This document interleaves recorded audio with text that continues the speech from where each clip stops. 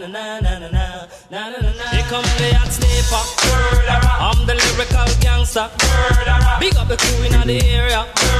Still love you like that. Welcome back to the Hardline, San Antonio sports leader, 1250 ESPN San Antonio at ESPNSA.com. Let's not waste any of this man's time. He's very, very busy. We'll go to the Manrique Custom Vision Hotline and talk to Greg Popovich, the head basketball coach, of course, for the San Antonio Spurs. And, you know, Pop, really appreciate and happy that you're able to spend some time with us this offseason. Oh, this is one of the joys of my life right here. This is great fun. Seriously, though, Coach, I mean, are you pretty active in the offseason, or are you just chilling around, lounging around at home? I can walk from the kitchen to the study and wonder what the hell I'm doing in there. And I have to ask my wife or my daughter or somebody if they're around why I went in there. And usually they tell me why, because they know me. So now, Pop, to date, you. Third question, isn't it? Did you just get two? Well, that wasn't part of the deal, Pop.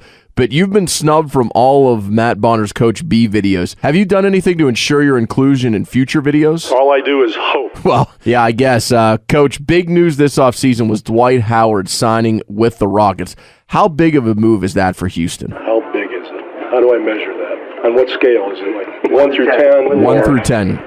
1. Pop, my co-host Eric Messersmith attended nearly every Spurs game and press conference this season, and it appears that you still don't even remember his name. Am I supposed to agree or disagree? Or is there a question there? Coach, what was the main difference between winning and losing against the Heat? See, now that, he stayed up late for that one.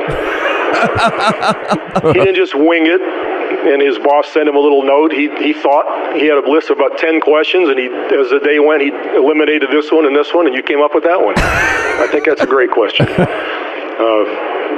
What was the question? I forgot the question. Pop, the West has really improved, not just with Howard going to Houston, but Golden State has gotten better with the addition of Iguodala. Are they ready to compete for the West title? I don't know. How do you gauge that? It's not empirical.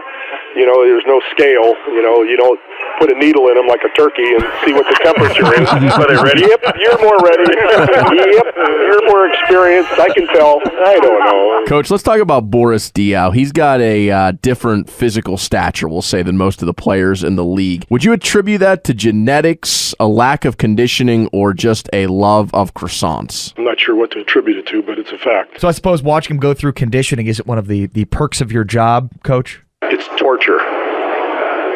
It's hard to appreciate or enjoy torture. Coach, have you told Boris maybe to ease up on the chicken fried steaks then? I don't do that Newt Rockne stuff.